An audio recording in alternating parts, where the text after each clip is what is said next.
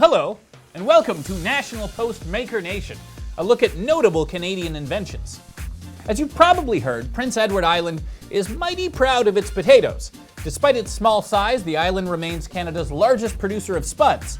That's all well and good. But did you invent potatoes, Prince Edward Island? No, that was ancient Peruvians. All you did was plant it everywhere. But here's a food Canadians did invent. I'm talking about a basic food staple as ubiquitous as eggs and flour that did not exist until it was born 50 years ago in a Canadian government lab. It's called canola, and its Canadian heritage is right there in the name, canola. It means Canadian oil, low acid. Canola is a kind of rapeseed, an unfortunately named plant that has been grown for centuries to produce oil. You grow a field of these pretty yellow plants, you squeeze their seeds real good, and bingo, an all-purpose oil that can be used as lamp fuel or lubricant. But you can't really eat it. Thanks to high levels of two chemicals, erucic acid and glucosinolate, rapeseed oil tasted bad and could mess up your heart. That's why, for most of history, rapeseed oil was like linseed oil. Sure, some weirdos may have eaten it, but it was largely an industrial chemical. Until Canada comes along.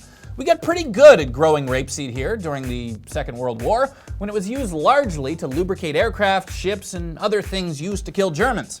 The war ends, and Canada figures, we could sell a lot more of this stuff if we could somehow convince the entire planet to eat it.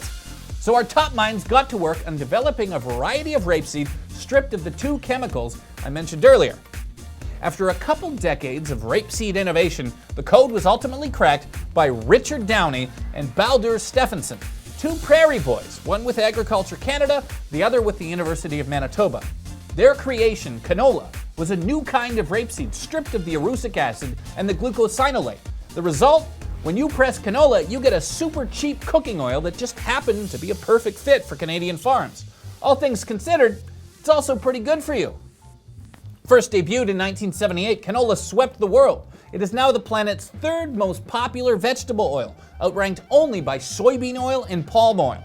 No matter where you are right now, it's a good bet that you have some canola coursing through your system right now. And it's all because Canada found a way to get people to eat engine lubricant. Now we just need to find a way to get people to eat all the other oil we produce. Bitumen smoothie, anyone?